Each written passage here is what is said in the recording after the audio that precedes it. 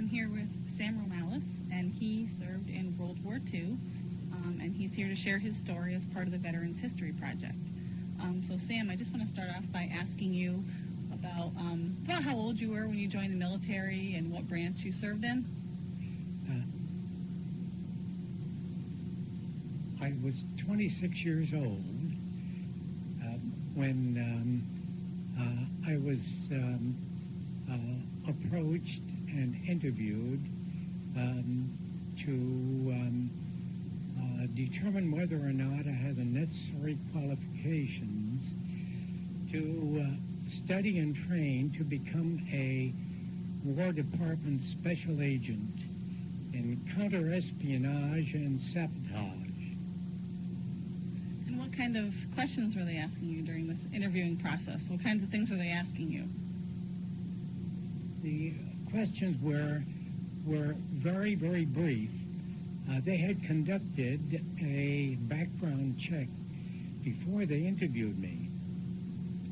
And they said that based on what they already know, and after reviewing the interview and the written examination and the physical examination, they would determine whether or not I would be qualified. Now, did you have any previous military experience? None whatsoever. What was your experience before this interviewing process? What were you doing before? Well, before that, I was an auditor with a national organization. Oh, okay. So had the World War II already started when this process? Yes. Yeah. This was in February 1943. So they let you know that you were accepted? Well, shortly after the interview, I received notice that I would be accepted if I was interested. Well, I thought it would be exciting and interesting to go ahead. So I accepted, and I was sent to a preliminary school in Dallas, Texas. There I joined a group of 22 other men. Most of them were lawyers. Some were auditors, accountants. Others had FBI and Secret Service training, and a few were from the diplomatic corps. Upon graduation, we all went to the advanced school in Chicago. And upon graduation from there, we went to specialty schools in Washington, D.C., and in nearby Maryland. And after that, I received my first assignment in December to operate in the New York City area. I wasn't there very long. 2 weeks later, I was notified to join a small group of 5 other agents and to stand by for transportation overseas, leaving approximately January 2nd or 3rd. In talking to these fellows, I found out that they were not only trained agents, but they were also fluent in one or more foreign languages. One was fluent in French and German, and 3 others were fluent in Greek.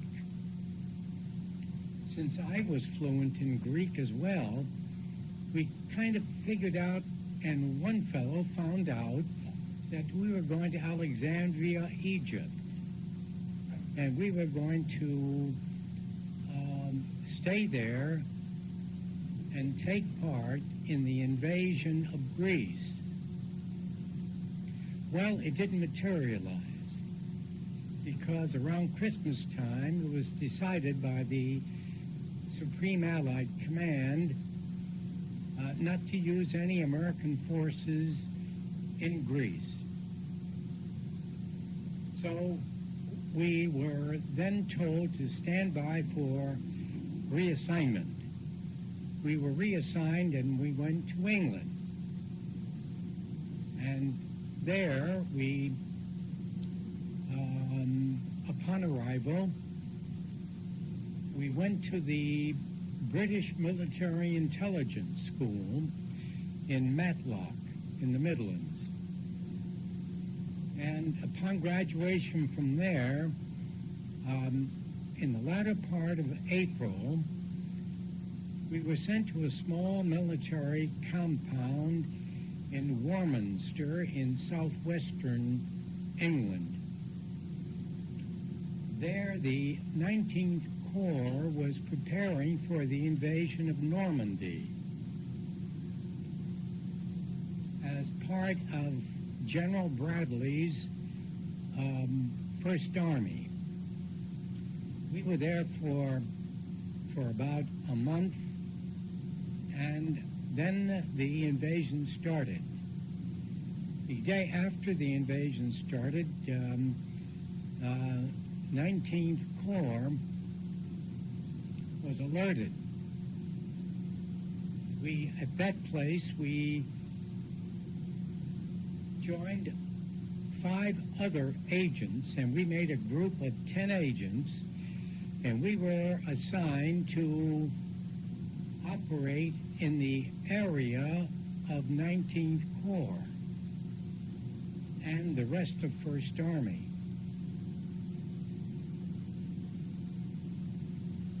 We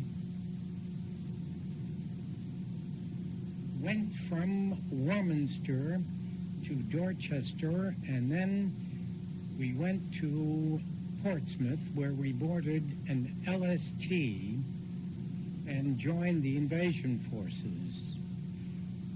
We landed on Bloody Omaha Beach on D-Day +4. We were lucky. Somehow, by that time, the invasion had penetrated into France for about maybe 5 miles. And there was no air activity that day, no German planes flying around. And we were lucky because the LST landed at the right time, and we were able to drive our Jeep right off the LST onto about 8 inches of water, and we proceeded, being directed by the MPs, to get on this little dusty Normandy road and go about 3 miles into an orchard where we stayed overnight. Of course, nobody slept. The following morning, my associate, who was Larry Myers, he was a graduate of University of California, and he had a master's degree in foreign languages. He was fluent in French, Spanish, and German. Larry and I, the following morning, said, we're not going to do very much here. Let's go to our first assignment, which we did. We went to nearby to the village of Les Beaux, which is right outside of the port city of Isigny, right on the English coast, Channel coast. There we set up our office in a little schoolhouse. And while we were doing that, we met the school teacher and her husband, who were living upstairs. It's a little 2-room schoolhouse. And it turned out that he was a member of the French Forces of the Interior, otherwise known as the French Underground. He gave us valuable information which we passed on to the 19th headquarters office, and he gave us extremely helpful information telling us that the people we were looking for were not available. They had left the previous day. Our assignment at this time was to seek, apprehend, and to arrest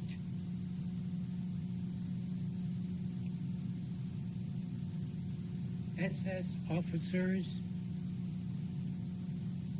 Gestapo agents, and anyone who had committed war crimes. How are you getting your assignments and your information at this time? Pardon? How are you getting your information and your assignments? Oh, we were given the assignments before we left. Oh, okay. That was what our assignment was at this time. We operated in that area for about 5 days, and then we proceeded to another area where we thought that these people might be hiding. However, it was not so. There we met the mayor of the town of Lison, who was also a doctor, and he was also a member of the French Forces of the Interior, which is the French Underground. We operated with him for a while. However, we were unsuccessful in finding the people we were looking for. We proceeded all the way up, following 19th Corps, down to Mortain, and then we went up through central France, bypassing 45 miles west of Paris, and all the way up into Belgium. We entered Belgium on September the 3rd. And there we operated for a period of time with the Armée Blanche, which was the Belgian underground. We proceeded from there to go through central Belgium, and there we apprehended several Gestapo agents. They were turned over to the proper authorities, and we continued to follow the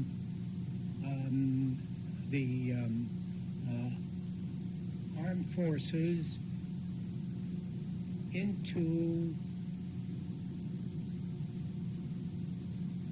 Holland, into Maastricht, into Heerlen. We were there, and there we also managed to apprehend 2 other Gestapo agents. We turned them over to the proper authorities, and right after doing that, the Battle of the Bulge started. We were 60 miles north of the Ardennes, where the battle took place. And when it started, we were reassigned and told to go down into the Bulge area. We proceeded and were assigned to the northeastern corner of the Bulge. We crossed into Germany and got into a German monastery in Kornelimünster, right across the border of Belgium. When you were traveling, did you have protection? Did you bring infantrymen with you for protection when you were doing this traveling? No, we were following the troops. And we didn't have any protection other than a jape and a sidearm, which we were told to use only for defensive purposes. we were not trained to do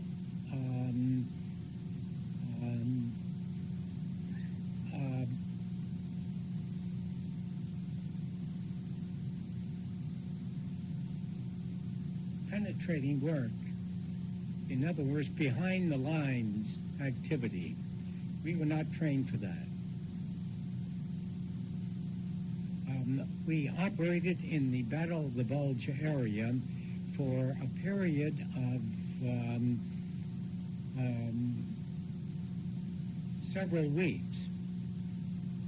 Then we were moved slightly to the northeast, and from there we went into Germany after the Battle of the Bulge was over. And we proceeded bypassing Cologne and went into the Ruhr, into the city of Mönchengladbach. Mönchengladbach was the home of Joseph Goebbels, who was the propaganda minister of the Reich. We went in there. We wanted to get there in early. We arrived, and we had a list of people, what we called people on the white list, people from whom we could get information. Shortly after we arrived, we were told that there were two girls, young women, who were radio operators for the Luftwaffe, for the German Air Force. And they remained behind. And they were operating suspiciously, asking many questions about the British and the American forces. We located these young women and interviewed them and interrogated them. And after one full day of interrogation, we found out that they were left behind agents to spy on the British and the American forces.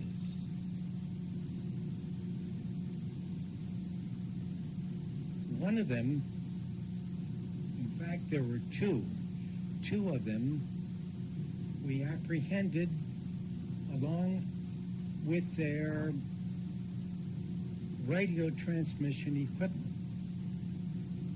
They were given the option of standing a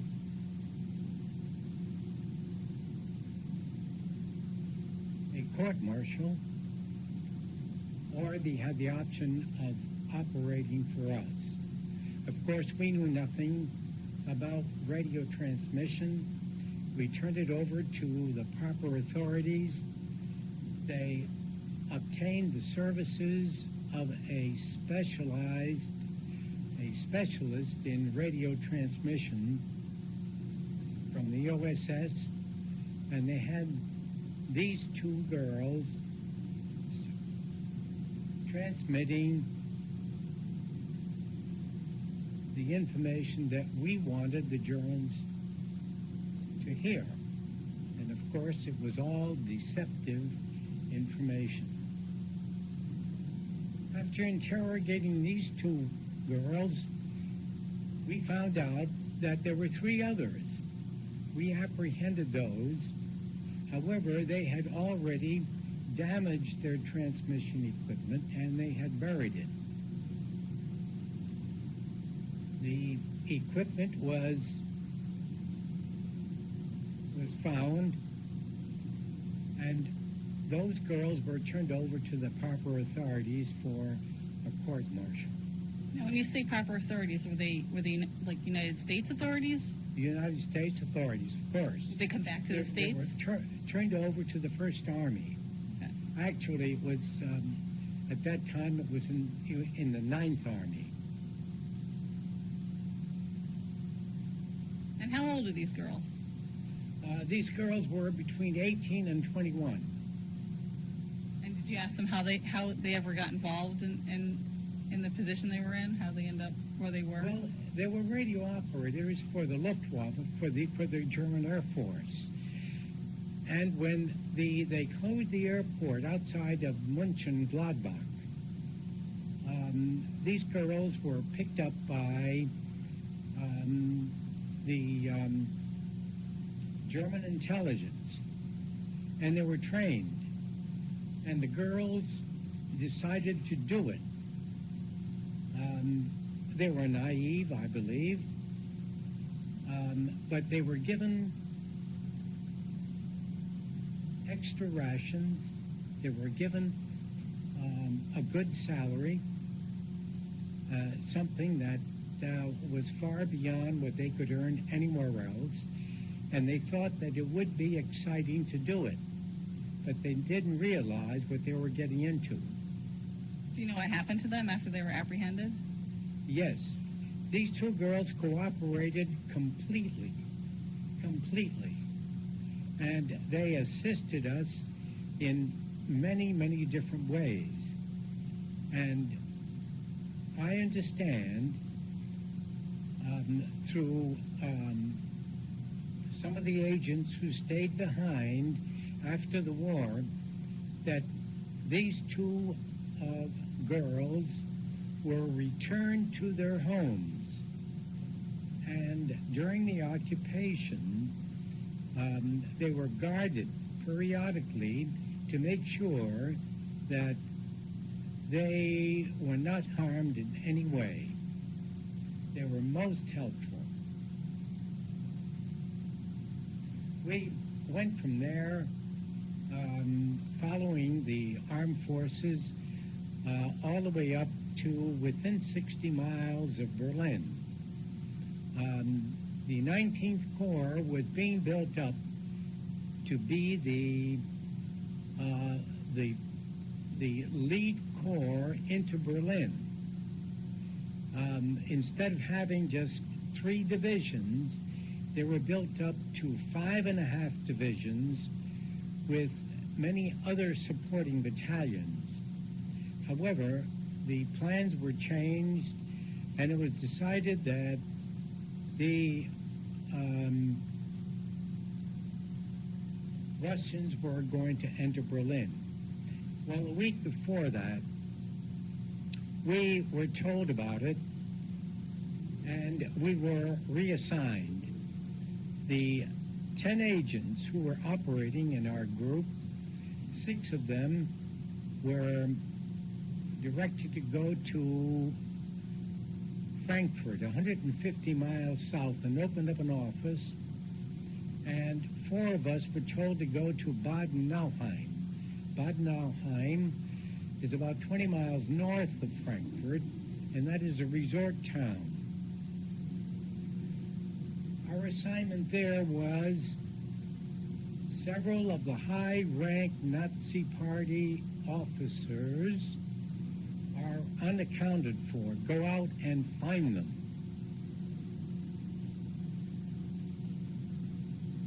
Larry and I, my associate and I, were still operating together as a team. As soon as we arrived there, this town of Baden-Nauheim was not destroyed in any way, because all the big hotels that were located there were turned into military hospitals,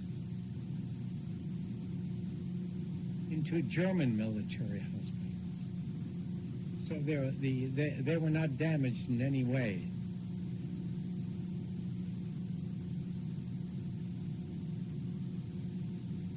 After careful thinking as to what we were going to do in order to apprehend these people that we were told to look for, we decided that the hospitals would be a good place to look, because it would be a real good place to hide for a while to get out of the activity that was going on. Larry took 3 hospitals, I took the other 3. We were there every day. Were you just able to walk in? Pardon? Were you just able to walk in? Oh, yes. This is after the war now. This is immediately after the war started, after the war ended. We walked in, of course. We were treated respectfully. We had our credentials in German, and our credentials were very, very impressive. They were patterned after the FBI credentials, and they were given to us in real fine leather cases. And when the Germans saw the credentials, they were extremely impressed.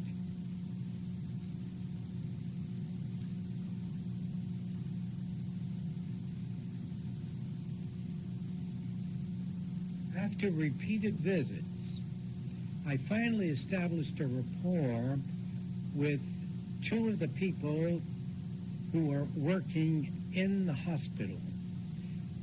One was a German, he was a corporal, he was 50-some-odd years old, who was crippled because of being sent to the front at that age. And there was also a woman whose husband was a German officer and who went to the Russian front and not heard from in 2 years. After I established a rapport with both of them,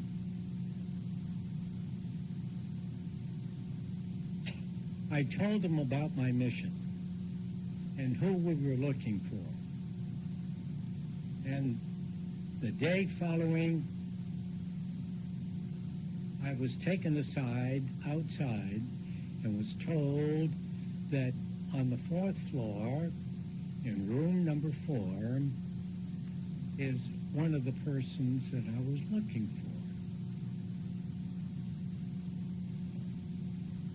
for. I approached the room, and there was Lieutenant General Franz Ritter von Epp. Franz Ritter von Epp was a lieutenant general, retired from the regular army. He was a confidant of Hitler. He had joined the Nazi Party in 1928, and he supported the Nazi Party financially and also gave Hitler 60,000 marks in 1929 so Hitler could buy a newspaper which eventually became the voice of the Nazi Party.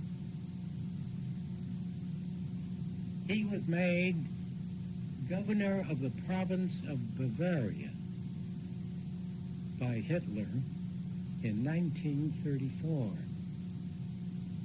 When I approached him, he was reading a book. And of course, he denied who he was. And I told him that I knew who he was because I have a dossier with his picture and I have his whole history. I said, do you want me to give you the history of your life? I will give it to you. He finally admitted who he was.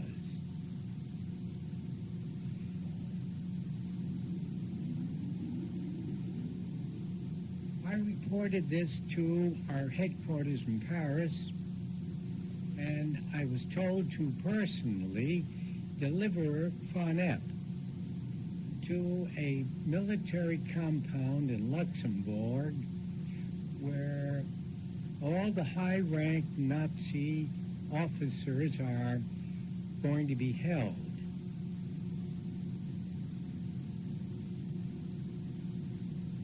The doctor at the hospital refused to release him. This is the German hospital. refused to release him because of his condition, that he had a very bad heart condition. Well, I summoned the commanding officer of the U.S. military hospital nearby, a major, and he came and gave Fonette a physical examination, and it was determined that he was in good enough condition to travel. The following day, we posted a guard overnight, and the following day, we transported Fonette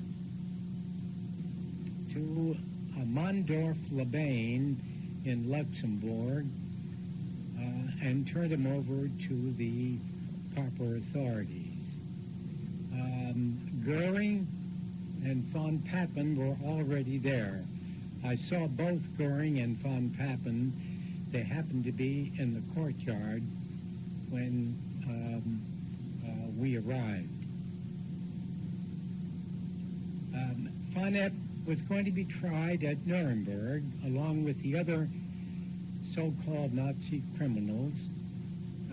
However, he died before his trial.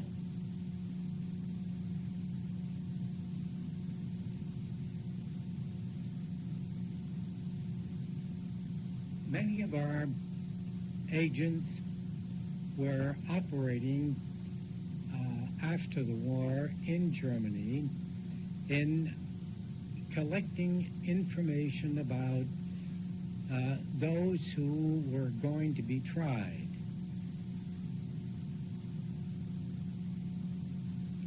I was approached and asked to extend my tour of duty. However,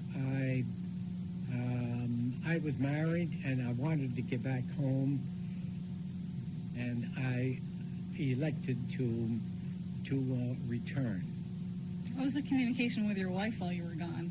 How was the communication with your wife while you were gone? Communication? Were you able to communicate with her? Yes. Communication was limited only to my wife and my parents. No one else knew of my whereabouts.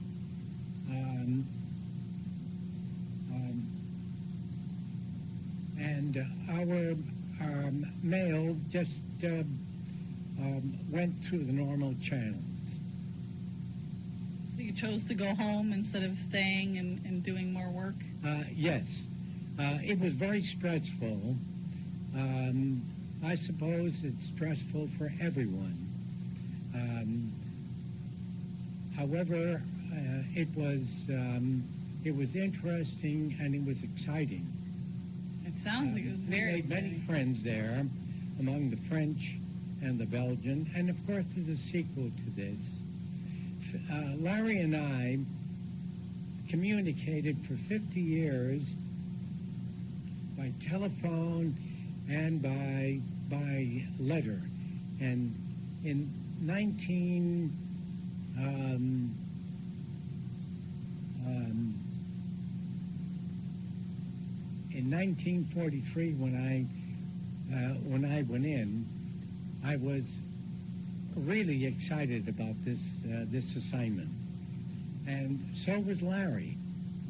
And when the 50th anniversary of D-Day was going to take place, Larry and I were talking on the telephone about 6 months before, and we said, gee, it would be exciting and interesting to go back and relive that part of our life.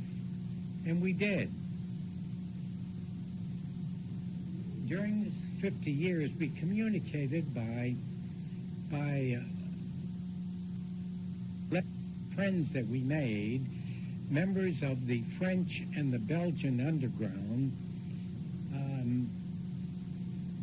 And at Christmas time, when we told them that we were going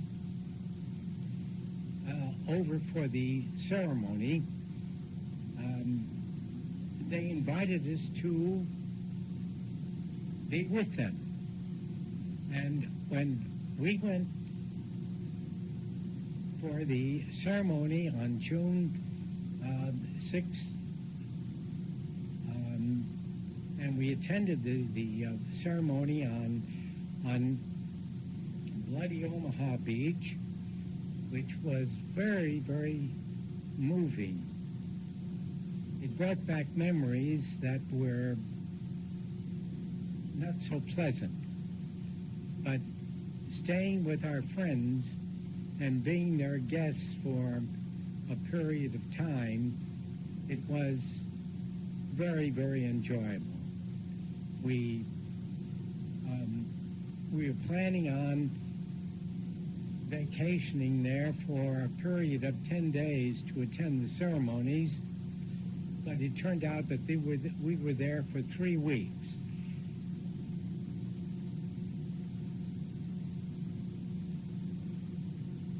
Is there anything else that you want to share about your experiences?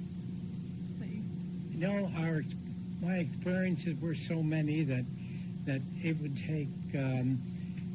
take hours to review them. Well, your stories are fascinating. Well, it was exciting, and for my grandchildren and for my family, after urging from them, I finally completed my memoirs, and I was very pleased that I did. I sent copies to Larry and to several of my other friends who also wrote their memoirs. That's a great idea. Thank you very, very much for sharing your story with us today. It was my pleasure.